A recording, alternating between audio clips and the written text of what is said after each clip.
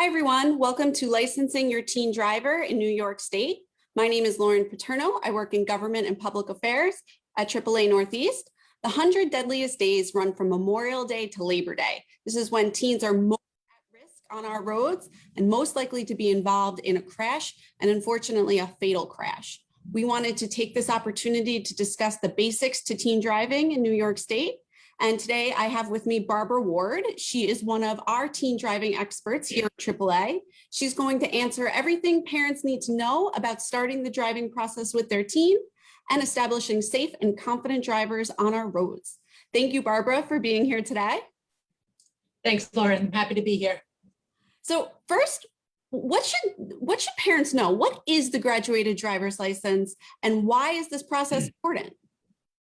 Yeah, so GDL affects how drivers under the age of 18 obtain full driving privileges. So the law ensures that young drivers gain behind the wheel experience in low risk settings. This way, they'll be able to build their skills safely and gradually. So they're going to progress through 3 stages of licensing: the learner's permit, the junior license, and then hopefully onto a full unrestricted license. In New York State, GDL is actually responsible for an 80% decrease in crashes among 16 and 17-year-old drivers. So the research shows these systems work. So that's great to know that it's working. And what do teens need to do in order to obtain their permit? So the first step for starting to drive is actually preparing for the test. And the best way to do that is to go online and study the New York State Driver's Manual. And they can also take practice tests. They can do this anytime. I know when I was getting my license, I think I started a year before I was able to do it, I was able to do it, but I was so excited about getting my license, I started very early. So the minimum age to apply and take the permit test is 16 in New York State. Can a teen take the test online? They actually can. DMV just approved online test taking about 2 months ago. So they can start the application, take the test online. They do have to be supervised by a parent or guardian. And then if they pass the test, DMV will send them an email with a link that when they click that link, they can make a reservation to actually go in and complete the application process. The parent or guardian does have to accompany them to the office, and the parent has to sign certifying that they supervise the test taking. That's great. That's much more convenient for parents. Definitely. And now, what are some of the restrictions for when you have your learner's permit? I know that a driver needs to be supervised, but I'm sure there's much more. Yeah.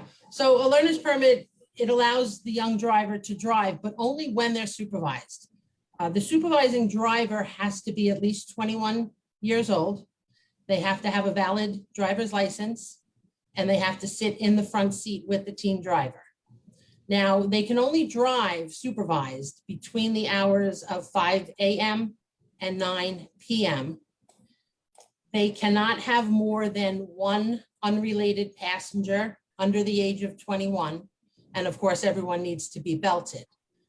There are some restrictions, things they cannot do with a permit.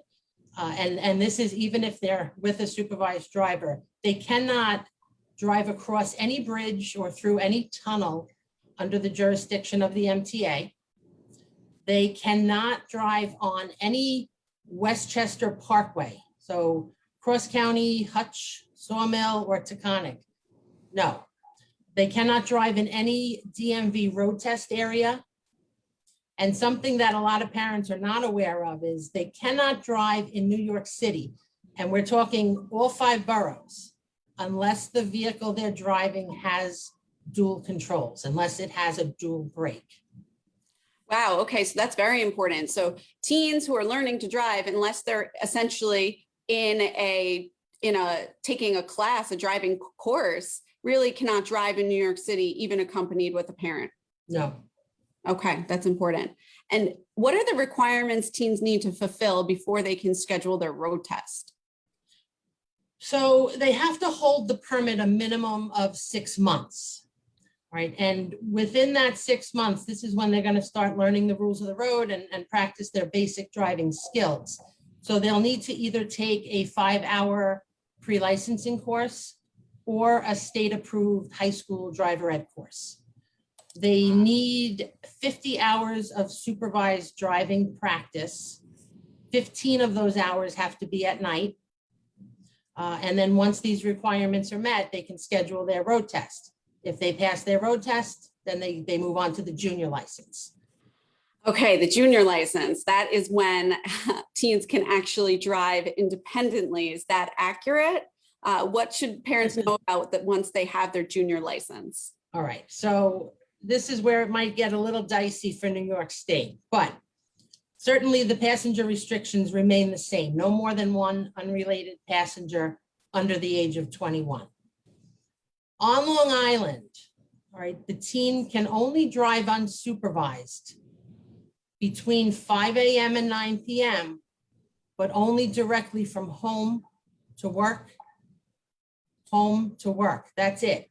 They have to be home in the house by 9 o'clock at night.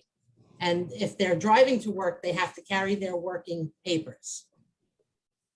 Wow. Okay. So that means that my teen, my kids are little right now, but if they were bigger, my teen would really, the only difference between a junior license and the learner's permit in Long Island is they could go to work and home. So they wouldn't be able to go to school. They wouldn't be able to go to Chipotle with their friends. Those would not be options. Is that correct?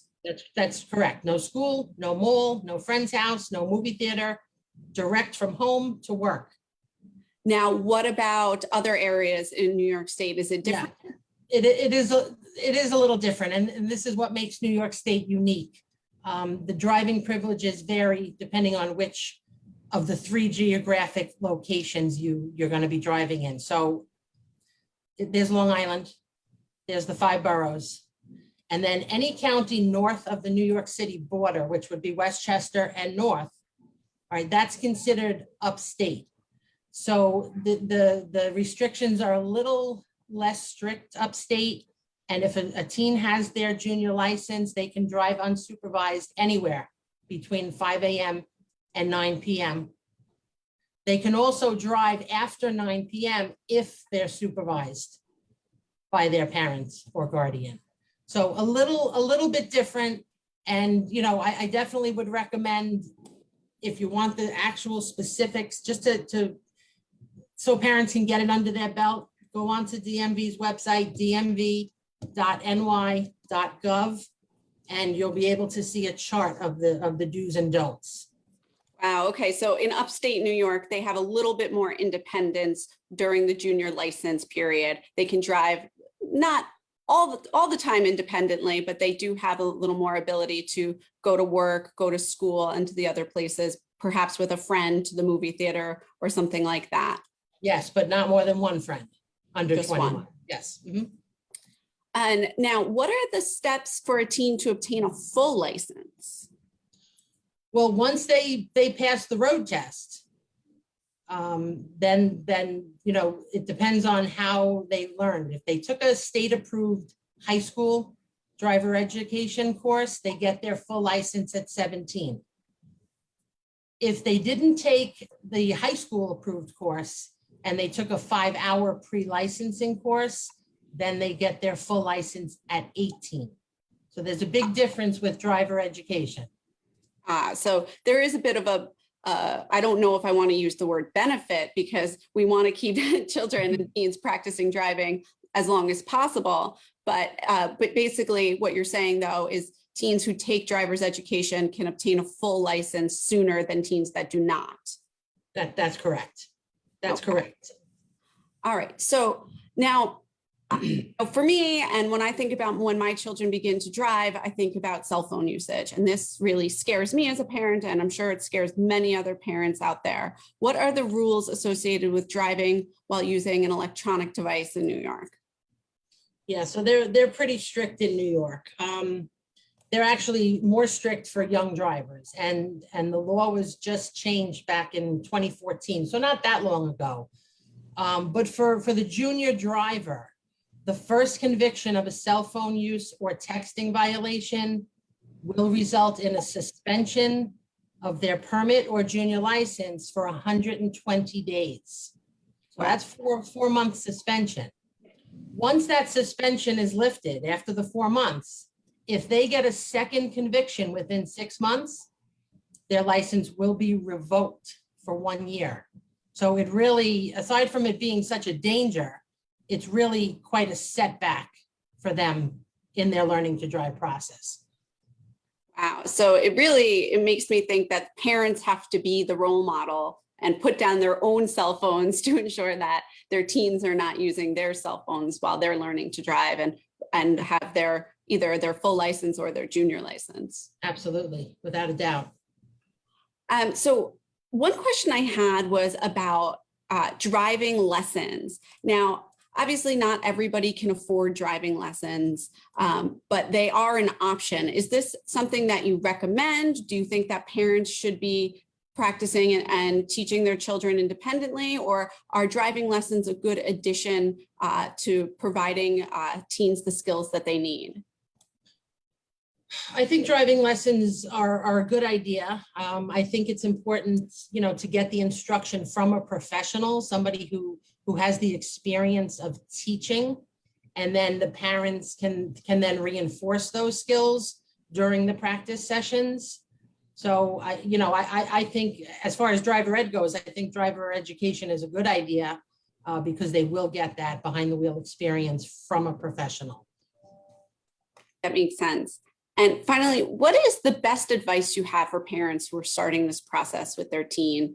It can be overwhelming and extremely anxiety provoking for parents who have a new driver in their home. What do you recommend that parents do to start the process? I recommend a lot. Let's start off with practice, and more practice. All right. Keep in mind that when we talked about the 50 hours of driving, that's the minimum required by New York State. So AAA definitely recommends doubling that to 100 hours. If you can do more, even better. Right. It's the only way that your teen is going to improve is by getting that behind the wheel experience, daytime, nighttime, on all types of road conditions, all weather conditions. They need to understand that a car doesn't respond the same on wet pavement as dry pavement. So these are things that, you really need to build that experience. Second thing that you mentioned before, leading by example. The strongest way to deliver a message is to lead by example. So parents have to be a good role model. The teens, they've been watching you behind the wheel since they're babies, right? So now's the time to step up your game and practice safe driving habits yourself. So like you said, if you're one to, break the law and talk on the phone, you do it in front of your teens, chances are they're going to mimic that behavior. You don't want that to happen. The next thing I think is important is to keep the lines of communication open. Set rules, enforce the rules, sign a parenting agreement, sit down as a family, talk to your teen, let them understand what your expectations are and what the consequences might be for breaking those expectations. It's definitely important to set limits all year long, but it's especially important during the summer months when the teen crash rates significantly increase. All right, so, if parents aren't aware, the highest level of risk is within the first 12 months of unsupervised driving. So it's crucial that they stay involved and they monitor their teen's progress, even after full licensure. Even when there's no restrictions by the state, parents can make their own restrictions. All right, but they have to stay involved and monitor their progress. One thing I was thinking about, and, so if a child takes or a teen takes driver's education and they get their full license at 17, they're essentially a senior. And that means they can have as many passengers as they want in the vehicle, and they can come and go as they please. Yep. And I know that some parents choose to kind of limit that and say you can only have one passenger, you can only have two passengers. And then other families, are a little bit more lenient. What do you say to parents who really do want to kind of keep those rules in place for their teen, but have a lot of external pressure because their teen's friends are, doing something very different? Put the facts before the feelings. I think it's so important that parents set restrictions. We know that crash rates increase at night, after 9, like from 9 p.m. till the 6 a.m. But bad things happen at night. And a lot of times the teens have no destination. They're driving around, they're joyriding, with some passengers in the car, and it's not safe. So if I'm a parent and I know crash rates increase at night, sure, I'm going to set a curfew. I don't care what the state says you can do. I'm the parent, you live in my house, I'm going to set some rules. So, does it have to be home at 9? No, but, maybe be home before 11 or even before midnight. These are things, like I said, you're going to talk about. You're going to have a discussion, keep the communication open. And this is why that contract is so important. Can you tell a little bit more about what that could look like? Well, again, it's gonna set set expectations. So the passengers maybe allow only one for the first 6 months of independent driving, and then maybe if they're doing better, and then they're gaining that experience, then maybe you can add a second friend. But parents need to know too, the more passengers you have in the car, the crash risk increases with each additional passenger. Maybe set, restrictions on allowing your teen in a friend's car. Even though this friend since kindergarten, they're a responsible person. Putting two teens together in the car, it's a risk. So, these are just ideas on how to limit the risks or reduce the risks. But, even things as far as maintaining the car, who's going to be responsible for that? Who's going to pay to put gas in the car? Who's going to, bring the car in for maintenance, for an oil change? Who's going to pay for insurance? Just things like this should all be discussed and put down on papers, just so each of you know where you're coming from. And signed by the teen and signed by the parent. Is that correct? Absolutely. Absolutely. That's important. Well, I want to thank you, Barbara, for sharing your expertise today. This is very helpful information. If anybody out there would like more information regarding teen driving or other traffic safety topics, please reach out to AAA. If you have any other questions about teen driving, particular to this topic that we've discussed today, feel free to reach out to Barbara. She can be reached at bward, BWARD, at AAAnortheast.com. And I also believe that somebody had put that information in the chat as well. So Barbara, thank you again for sharing today. And thank you to our viewers. And we're here to help. So thank you very much. Take care, everyone. Thanks, Lauren. Bye-bye.